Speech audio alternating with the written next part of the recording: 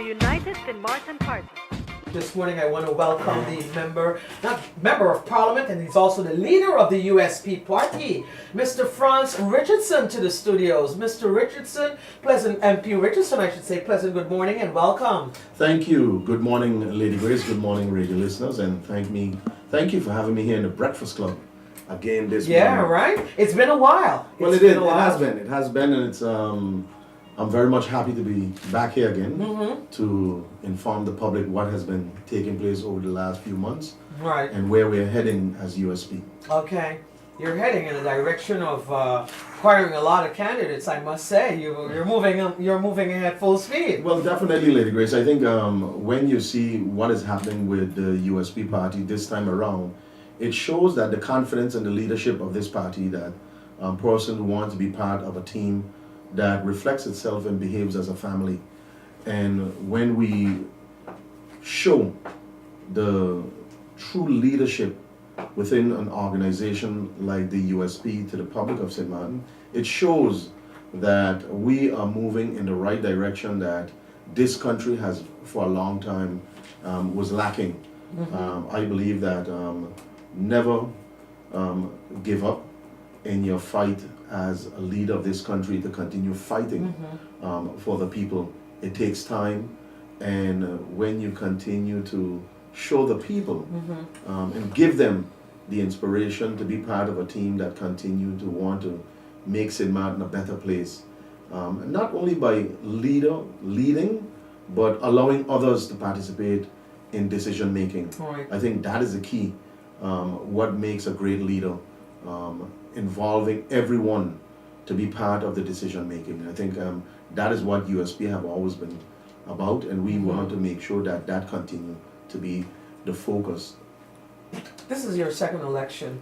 You started off your career young, aspiring young man in politics with the National Alliance Party, that's correct. Did you ever envision,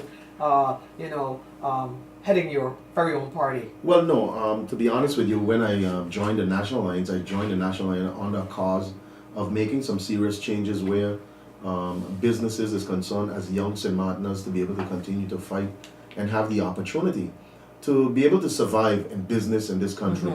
While you realize it's a tough task to get these things that you would like done, but nevertheless, your voice continue to be a strong voice to protect local entrepreneurs and defend their cause. I think that what was lacking, and that is something that I continue to make sure that I defend the causes of our people, to make sure that they continue to remain in business. And that was one of the strong voices that I started out with, and I've grown over the years. When it comes to decision making, Right. and the issue of now having your own political party, that was never the beginning thought that I would one day, but it was always one day that I would lead a political party. When I got involved in it, and I see exactly what was transpiring, that St. Maarten need new and young leaders in this country. Right. And I realized that the time has come when I made the decision in 2012 to declare myself independent, to start the preparation for leading my own political party at the time. A lot of people thought when I left Lady Grace that I was joining then UP, Right. being Yeah. part of them. Right. I think that was further from the truth.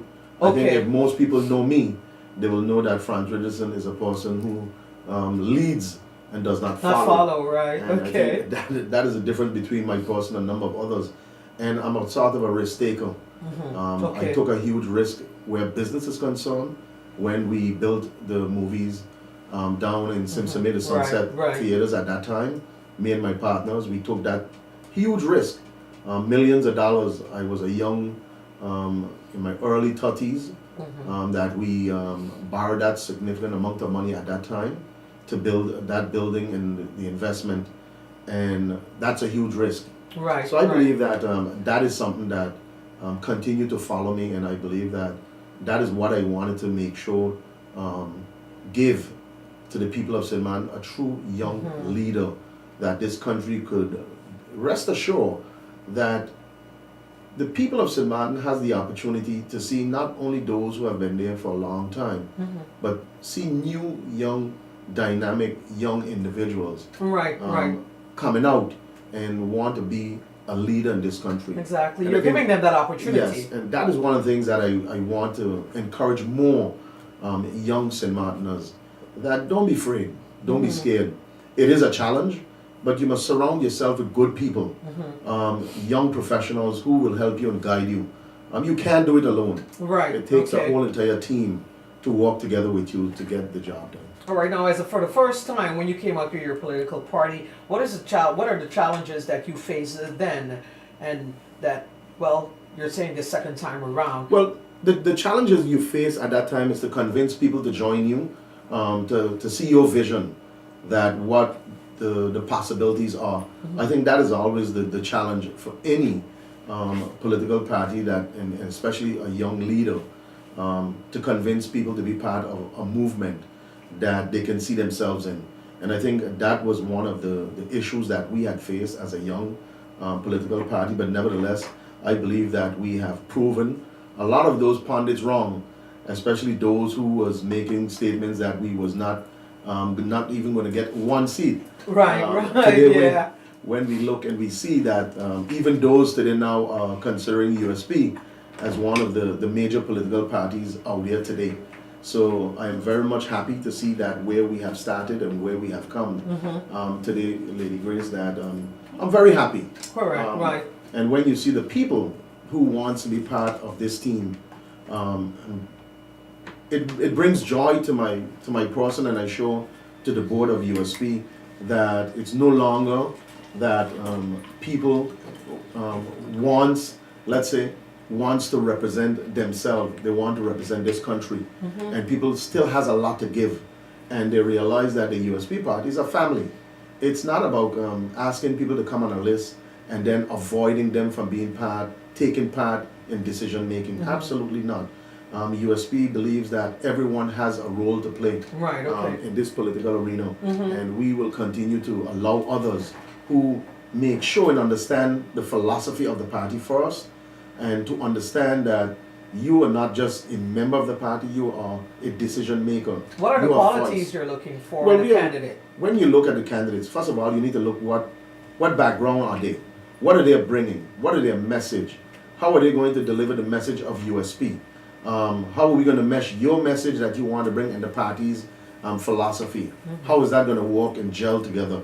I think that is important, that we sit as a board and advisors and sit with the candidates, sit with the individuals who wants to be part of this team, that they express themselves and they go into I would say a questionnaire back and forth with the board and advisors to hear them out, to feel them out, to see exactly what it is that they're bringing and what it is that the party expects from them.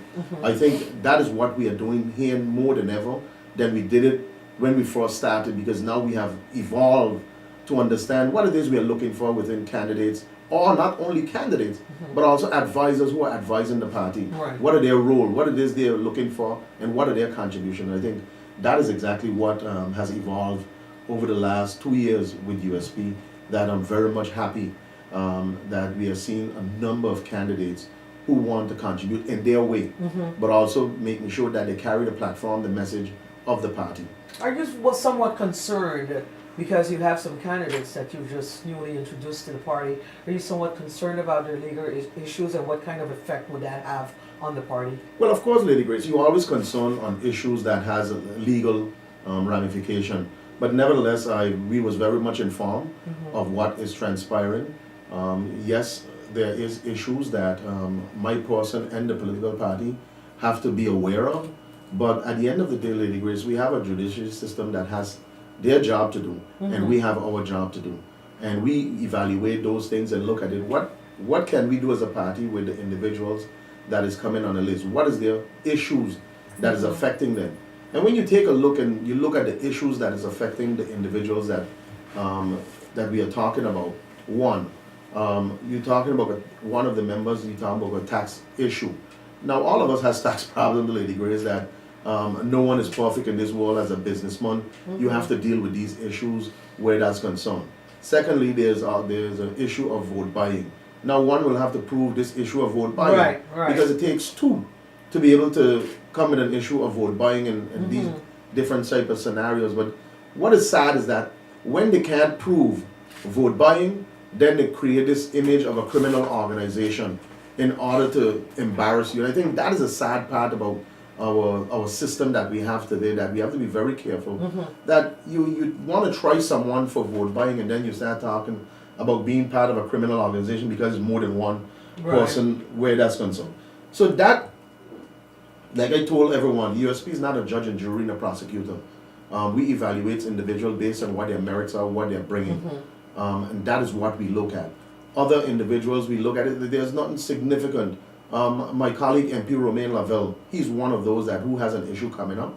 And when I look at the issue, because I was there in the parliament when the issue took place, I was right here. I was one of those who was asked to come in to give a statement. I gave my statement. I think it's unfortunate that the young man has to wait 4 years, 4 to 5 years, Lady Grace, for the system to really deal with an issue that had to be exactly. an issue to you what think it it's is. done intentionally, though? You know, sometimes you ask yourself these questions: is there alternative motives behind these things? And you wonder, because a prosecutor, take a look at the issue with Hillary Clinton, with what is going on. Right. Now they realize, based on when you look at the issue, you find yourself saying, "But wait, this is something serious, and this is much more serious than what one will think."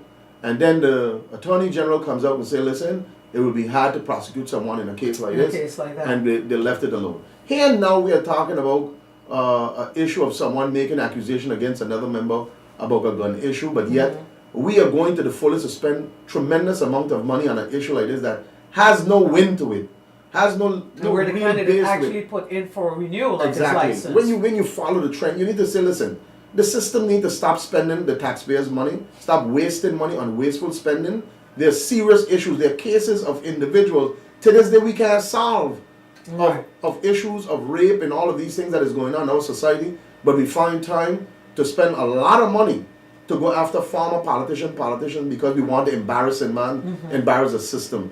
These things are totally wrong. And when you look at it, you say to myself, my God, why are we spending so much money with our prosecutors, our investigators, while we could investigate more heinous crimes, that things that is happening on this island, than we're focusing on petty stuff. That these issues could have been resolved a long time ago. And I think that is one of the problems that I see happening more and more on this island, that we are trying to please the kingdom on issues that really don't have no serious merit. I think if the kingdom wants St. Martin to really reflect what it is they want, go and help solve St. Martin where St. Martin is weak, where solving some of these real crimes that has taken place on this island, that the loved ones of those individuals could at least one day say, okay, we have solved the issue. Now I could really rest and say, okay, we have passed that time. But to this day, some of these crimes, some of these issues still exist. And that is my whole thought of this whole thing, that the focus should be put more on those issues than on an issue going after a member of parliament who they are being accused of saying that he gonna pull a gun and all these kind of nonsense. Right. So I think that is the reason why when you look at it, you say, and my person, I know, I was there, that I could say clearly that I could put my trust in individual for that incident, that I was there, know what happened, that I know exactly what transpired at that time. So that is one of the reasons why I could defend the individual and say, yes, MP Romain Lavelle is a young individual who has a lot to contribute still in the political arena. And we welcome him on board as USP, and we show the people of St. Martin knows what he stands for, what he wants to defend, the causes of the small man and woman on this island. And he brought a number of issues to Parliament to resolve some of these things, to fix some of these same things. Sometimes I hear other politicians comes on the radio and talk about the same things that the MP was talking about, where certain legislation that Aruba has, that the MP brought forward in a motion to see it happening on St. Martin, the rights of an individual, a walker from one company to another company, the issue of the pawn shop, where we have seen a lot of robbing in people's homes, and then the pawn shop is spoke about that buying also, all of these goods, and then the people who own them has no right to go by the pawn shop and make sure file a claim to get what is there. Right. So a lot of these things the young man brought forward, and I'm saying these are good issues. And those are things that attracted things you that- to, yes. signing you up to the party. because I supported those issues along with him right, in Parliament. In Parliament, right. Yes, I was a signatory to those issues. So that is the reason why I said, listen, he's on the right track. The things that he support, I support as a member of Parliament, and both of us can see ourselves together moving forward where St. Martin is concerned. Now everybody's talking, and you know how that is in St. Martin. This is an election year, and everybody's preparing. There's a lot of rumors, and I hate to go on rumors, but you're going to be signing more candidates to your list, aren't you? Well, definitely. I think there will be a lot more candidates. Is there any truth that Maritza Van Camper will be joining your list also? Well, I'll have to leave Maritza Van Camper-Malanis make that statement. Okay. USP is. But not, is there any truth to that? Well, Lady Grace, like I said, I believe allow the good. So is it just a rumor then? People are just throwing Well, things there's out always there? there's always rumors, but I think sometimes those things you left up to the individual themselves to make those statements. All right. We are very much open and welcoming everyone who can contribute one way or the other to this society. One of the major problems we face in this country is good, young, professional individuals to govern this country. And I think more and more, when you see St. Martin moving forward, I think we need all hands on deck. People says that USP has become the ship jumpers party. Yeah, you hear that too. That is, You've been hearing that. That is a story here. How do you But feel about that though? How do you feel about that? Lady Grace, let me explain to the people of St. Martin. I remember when I was a young boy growing up, living on Back Street right here. My grandmother was one of those ladies who have always made sure there was a lot of food cooked there. And there was a lot of different individuals who would always come in the yard, hang out in the yard, and my grandmother would always offer them food to make sure that everybody has a meal in their stomach. All our friends, everyone on St. Martin. Everybody was welcome. Everybody was welcome. No matter if you had an issue with the law, no matter if you have an issue with your family, everybody was basically welcome. That is what we was brought up. And then when we look at what the people are saying that USP has become the ship jumpers party, and I laughed and I said to myself, listen, USP is like the Coast Guard. Okay. The Coast Guard who don't leave no one behind and rescues all. Wow. That is what we believe That's in a as very, a that's a political very party. powerful response. That's Well, of very course. good. Yeah. We are like the Coast Guard, and the Coast Guard is an organization that don't leave no one behind, don't discriminate, and don't look down at no one.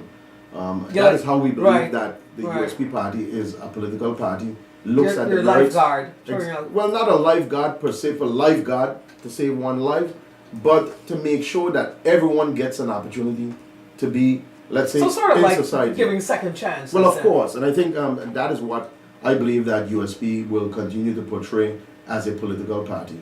That yes, call us ship jumpers, but we'll tell you we are the Coast Guard. Okay. We save all lives, and we make sure that everyone in this country gets an opportunity to show to the people that what they can do, and we will make sure continue being that political party that exists today. Right. One of the things that you supported also, MP, that we have not seen come to fruition yet is the plastic bags issue here on St. Martin. Yourself, along with MP Leonard, presented that to Parliament a few years ago. What happened to that? Well, that law is now has to be discussed with the Minister of Economic Affairs. We had the discussion with her that she has to pick it up and give an advice back on the law. That is the only thing that needs to be done now, and I'm sure that in the coming weeks it will be brought up with the minister, because they has to give back their advice on it. It is, sometimes these laws take time, but our law is ready to go. It's just that the minister now needs to give their information back to Parliament, and then the law will proceed to be implemented. If you take a look on the French side, the French side law has passed.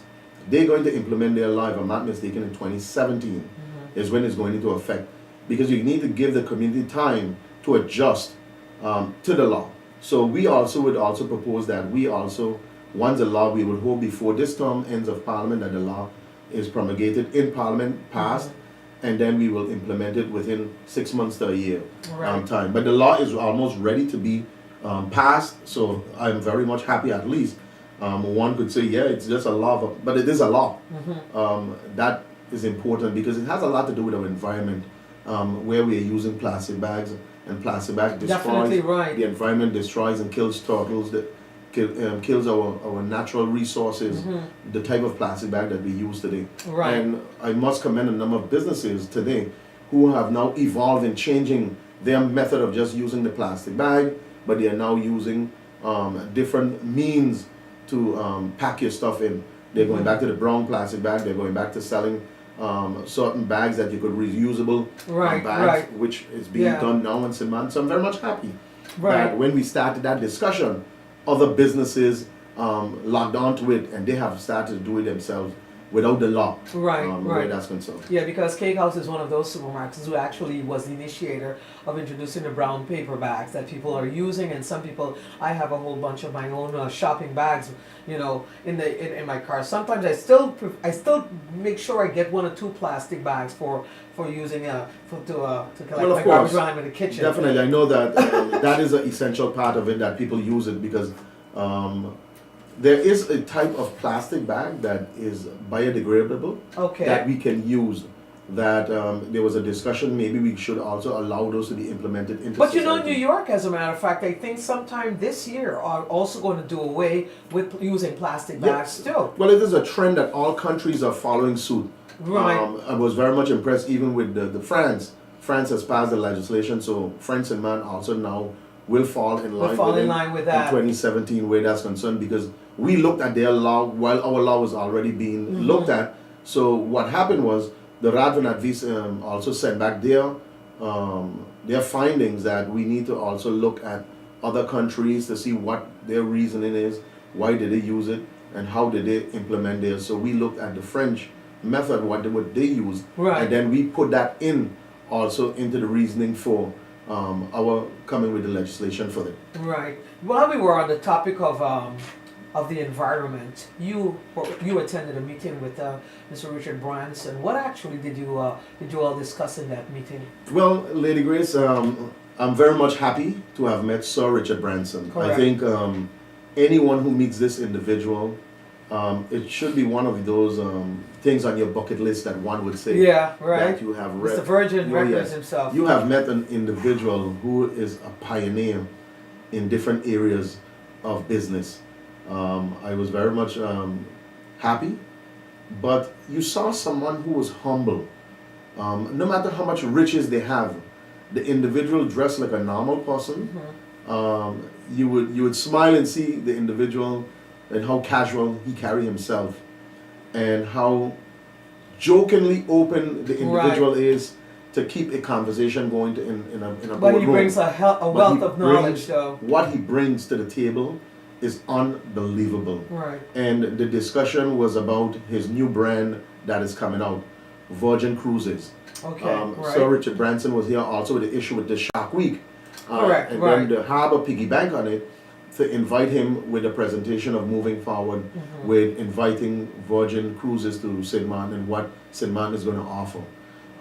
We have a presentation that was presented that I knew myself in 2012 that we brought the idea of extending the boardwalk all the way out to the Fort Amsterdam, taking it right around at that time to enhance Philipsburg, to bring more traction to Philipsburg, to compete in the Caribbean, that we does not only allow just one part of Philipsburg, but to create the entire access now to the fort that we own and we talk so much about, that we even can't get, that we sold, that we even can't get to it. You have access to it, exactly. So the idea was to create the boardwalk and take you all the way around down there, the tourism, the local people, then a nice step get up to the fort, to access the fort, that we don't have to encroach on DV's property. Correct. So that was the design, and then the whole idea was to put a breakwater on the way out to protect the whole Philipsburg area. So the design and development that now are coming on stream is a design of a sort of a cruise pier for that type of business to be built down there by the fort area. When you come all the way out, a new cruise facility will be built for that type of brand. So what we are doing, we are spreading the traffic of the congestion from inside of one area, moving it out, that the access would be able to flow much more efficiently in Philipsburg. Because we have a problem of congestion. when you have too many traffic moving in one area. So you want to spread it. So we offered at that time a presentation was shown to Mr. Branson that the future, what would look for your ship being parked by our fort in a nice facility and all Right. that. Okay. That shows that we have a vision of where we want to take this country for the next years to come, because you can't stay behind you. If we are losing with our product, with our image, we have to come with something fresh and new. Right. So we had presented that to Mr. Branson, Sir Richard Branson, to him, because I knew about it. I was Okay. part of the ones with the ideas who came up with the whole concept idea development of it. And he was basically blown away with what we had to offer for him. Okay, good. Because Virgin Cruises starts by 2020, the ships is going to be finished, going to be completed, and we as St. Martin has to also be ready Right, to accept the cruise line at that time. Okay. So all of this we pitched to him, what we can offer at St. Martin to attract them to St. Martin. Right. And that is what And where will they be sailing from? they will be sailing out of Florida. Out of Florida. It's a 7-day cruise, and one of the things that I asked him is, what is the possibility? Would there be more English cruisers would be able to participate in it? Because not only the Americans, but we also want to see the possibility for people out of England being able to take the cruise from Virgin Air. And those discussions was also asked by the individuals. And I think this is just the start of what yet to come, with discussions, with a vision that we see this country moving forward. And I think that shows the difference between my person as a leader and others who people only portray that they alone can do it. Absolutely not. Give me the opportunity and I'll show you what I can do. I know in 2009, 2010, when we brought myself and Regina Lebega at that time, when we had all these discussions. You were commissioner then of tourism, right? When we brought Gulf, we brought WestJet, we brought even Copa today, that who links the whole South America throughout the South America and the Caribbean in Panama. That was those things that we brought. And I believe if we were still in government today, the amount of business I would have pushed for this country, one will wonder when will we going to stop. Because I think we had a vision at that time to make St. Martin the real hub of the Caribbean. Correct. And to this day we have not fulfilled that duty as yet. And I think that is yet to come. That St. Martin is geographically located in one of the best positions to become the same thing like Panama for the Caribbean region and Europe, that St. Martin would one day become. And I think that is something that we're going to put some focus on. But not only that, Lady Grace, we need to sit with the French side to discuss the issue of the French L'Espérance Airport and Juliana to work hand in hand together with investment, because we need to invest on both airports that we could spread the traffic on both sides of the island. To share it, and I think that is a vision that I have, that I believe that we still can do it. But it's up to the politicians on the French side to really understand and see the vision that that I have, that would allow this island to share in, let's say, the traffic movement of, let's say, aviation. Yeah, the free movement of yes, traffic. but- Even though it's free, but still there's some, exactly. you know, some because bottlenecks we can't there. congest Juliana anymore. We can't be expanding and expanding. We're gonna bust throughout the seams at Juliana, but if we use L'Espérance Airport to take up some of the slack, take up some of the traffic, move a lot of it over there, and give them that opportunity to create job opportunity for the northern side where Juliana is concerned. I think we're going to make this country, St. Martin, a hub region that no one would be able to compete with what we have to offer. And I think that is the vision that I see the future of this country moving forward. All right, where that's concerned. all right, great. We're going to take a break here. We're in the Breakfast Lounge this morning. MP leader of the USP Party is my guest this morning, Mr. Frans Richardson. We'll continue with more after this break. Stay tuned. And we're back in the Breakfast Lounge. My guest this morning, MP leader of the USP Party, Mr. Frans Richardson. And just before we went to the break, well, I didn't say what we were going to come back and talk about. We spoke about that off mic. But first and foremost, I want to talk to you, MP, about your trip to the Netherlands. Just recently, I believe it was in June, that you attended the IPCO meeting in the Netherlands. And we saw some photos of you actually posing with some St. Martin students. So talk to us about that. Well, definitely, Lady Grace. I think it was one of the best IPCOs, I would say, that I attended outside of the meetings. I myself and MP Maurice Lake and Hefmin, who represents St. Martin, Miss York, we left and we went to the Fred, where the different companies from St. Martin, Curacao, Aruba, and then that goes there to look for young educators to come back home for jobs that is available. And I remember. Are there jobs available? Yes, they are. Oh, okay. They are, because All right. the White and Yellow Cross was there. Okay. You had KPMG. You had all of these different companies who exist on all the different islands who are looking for young professional lawyers and stuff like that. So we had, while there could have been more companies from St. Martin at Fred, nevertheless, I met this young man who we have spoken to previously before in Holland to come back home. That we want to see more young professionals come back home and opportunities given to them. And as a member of the Presidium, one of those young men, I have always told him, you need to come back home. We are looking for young individuals like you. So that was one of the highlights for me, that the young man finally put his name out for the position in Parliament. And what position is this? The second acting griffier as a really? Yes. A St. Martiner. A young St. Martiner in the Netherlands. In the Netherlands. Right. And I was very much happy that he accepted and he did apply. And but there's a number of other great young individuals who also applied. Because at one time I was saying, but what positions are we actually looking to fill here? Well, there's a number of positions that is being looked to be filled within government. And not only government, but also government-owned companies, the private sector that we see today. And then we're going to touch on one of those companies. But nevertheless, this individual applied, and it was exactly what we was really looking for, a young professional in St. Martin who's finishing their studies and who still has to finish their study, which has to be completed still. And he applied, and when we did the interview, he was one of those who stood out very much strong. He's a wetgever jurist, someone who can write law. Who's busy, was doing job training in the Netherlands also.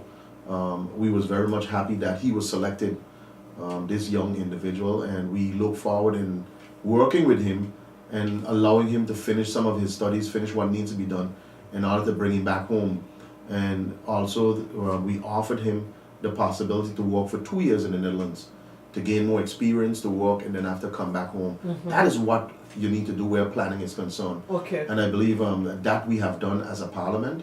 I must thank also Nancy Joubert, who have done a tremendous job, our griffier right now in parliament, as a young professional herself.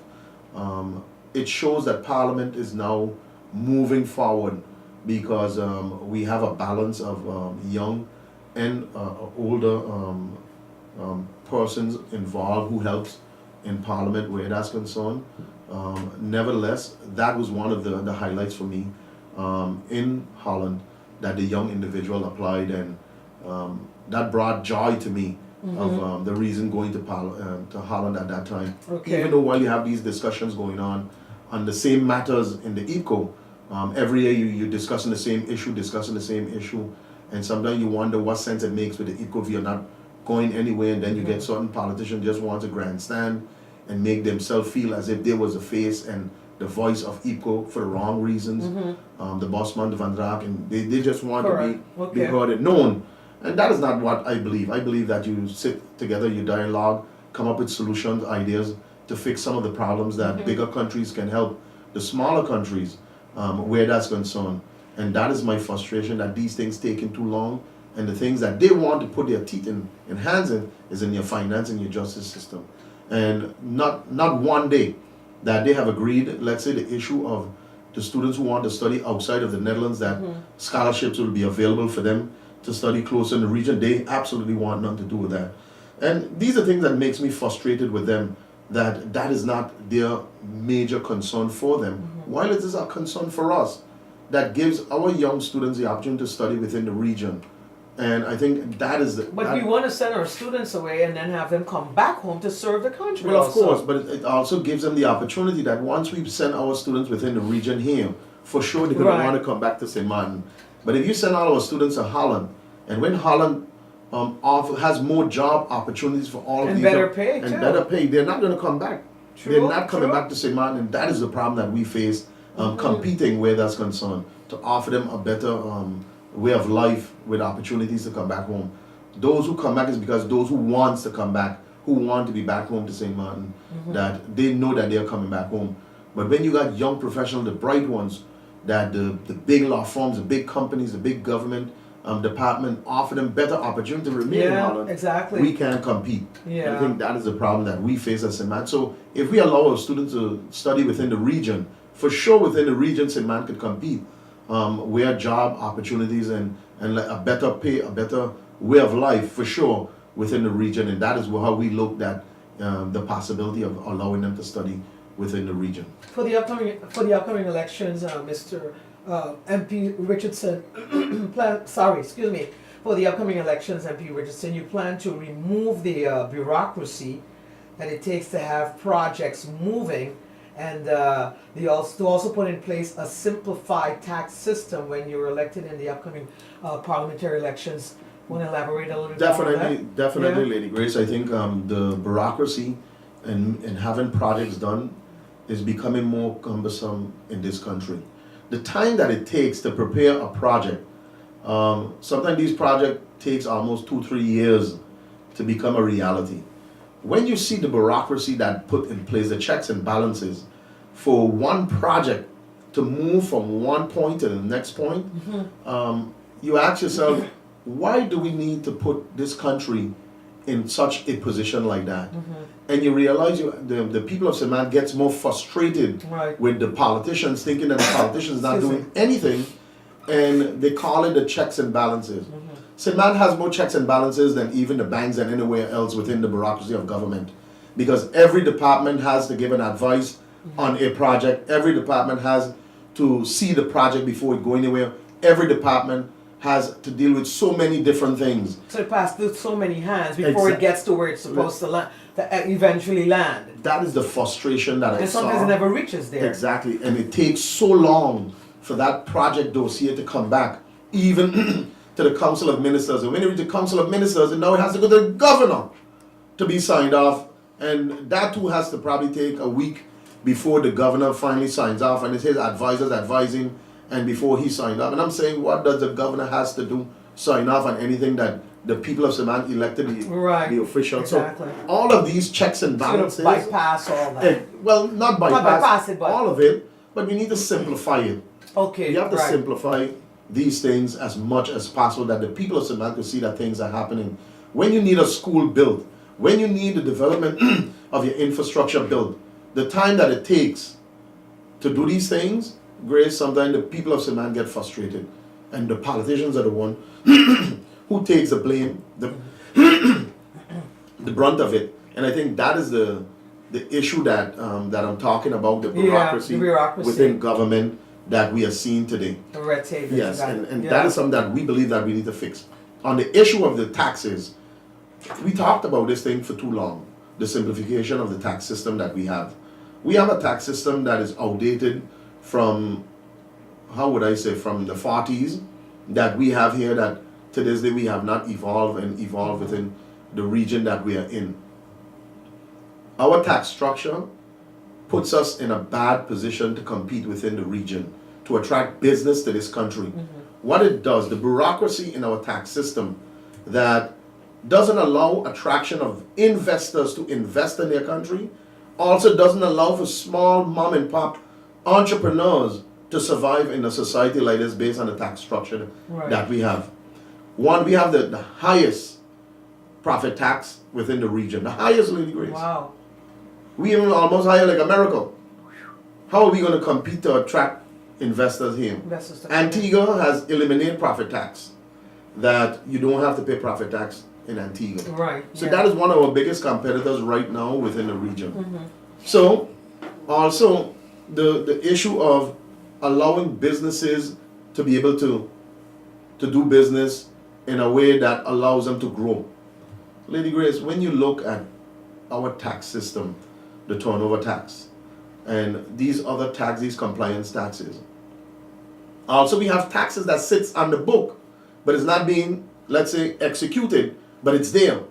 So when investors goes to their investment companies and look on how they intend to, let's say, invest in this country, start a business. Let me see your tax structure, what it is. Right. So we have certain taxes that sit on the books, but the investor is saying, why would I want to invest here?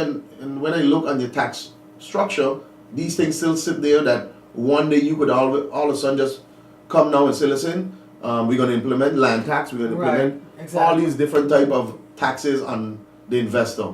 So we have to take these things off the book, take it completely off of record, that when we show it to them, the form, that it does not exist. It's a deterrent. It is deterring investors in this country. When I speak to a number of people, that we don't even need to talk about just reducing turnover tax and doing different things. We got to get away from it. We got to get away from the direct to indirect taxes, and we need to seriously look at a POS system that the same thing like the US has. It's a modern way of doing business that, listen, if government says there will be a 6% charge, a 7%, 8% on your goods, that is it.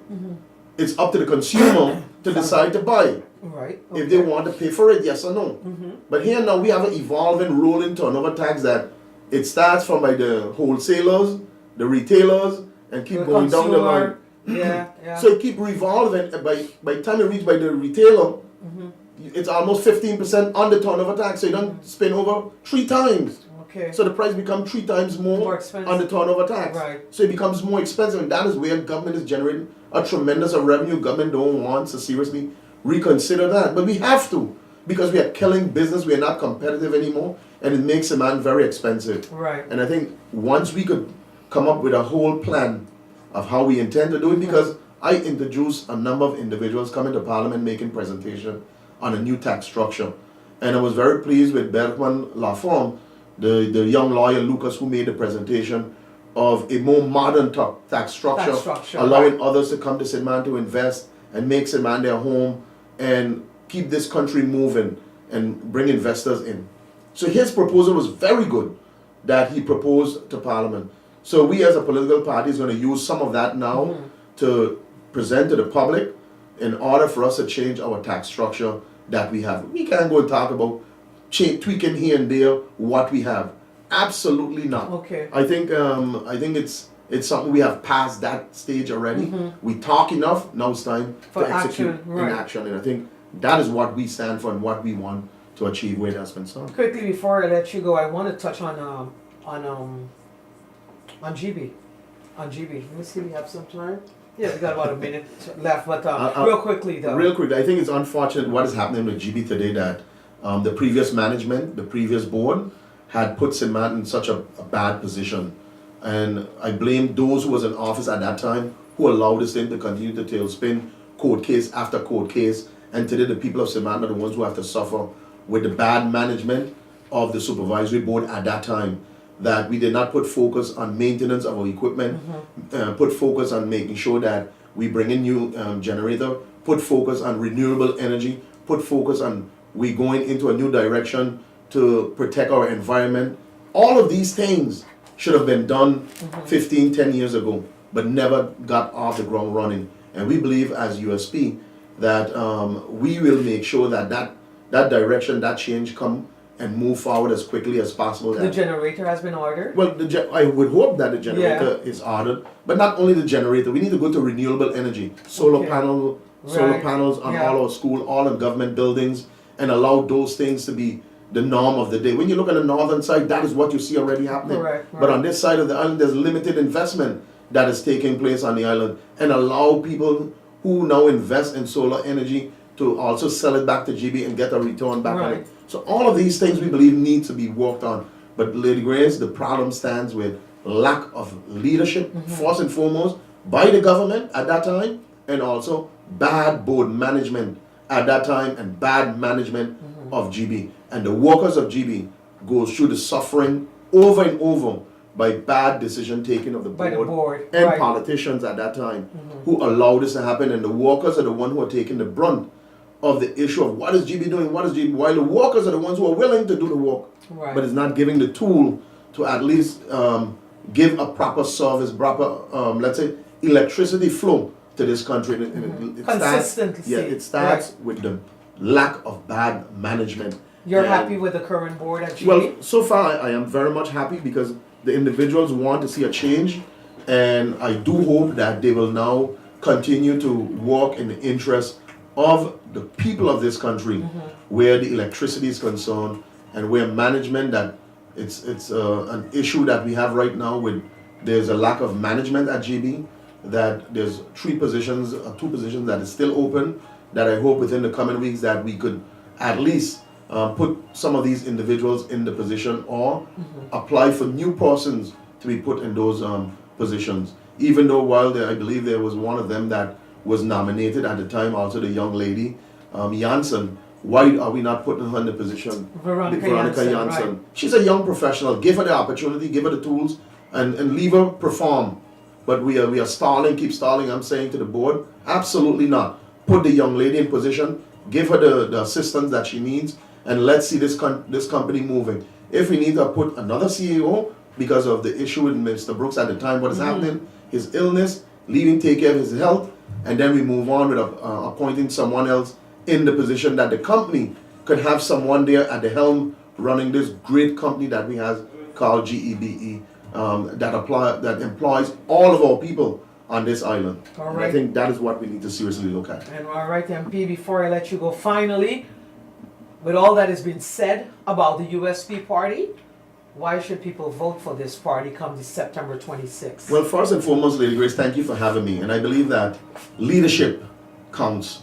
Leadership who allows others to be part of leading this country, and a leader who listens to his people, a leader who wants people to be part of the decision making, a leader who believes that this country still has a lot to give, and it must be given that opportunity not only by the leader, by those who are part of the team of USP.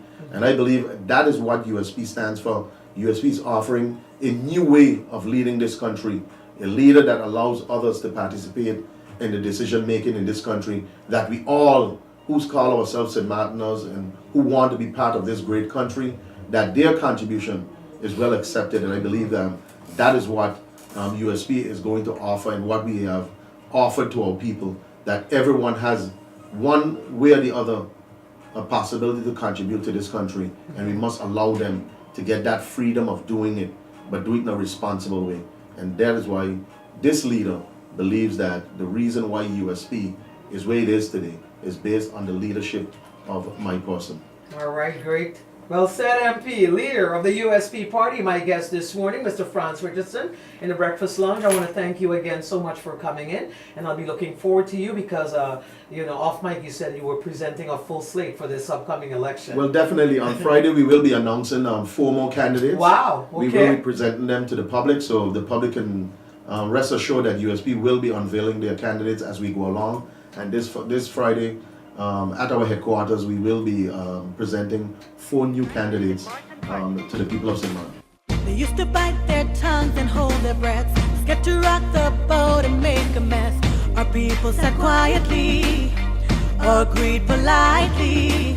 They forgot that they have a voice. The people has reached their breaking point. They stood for nothing.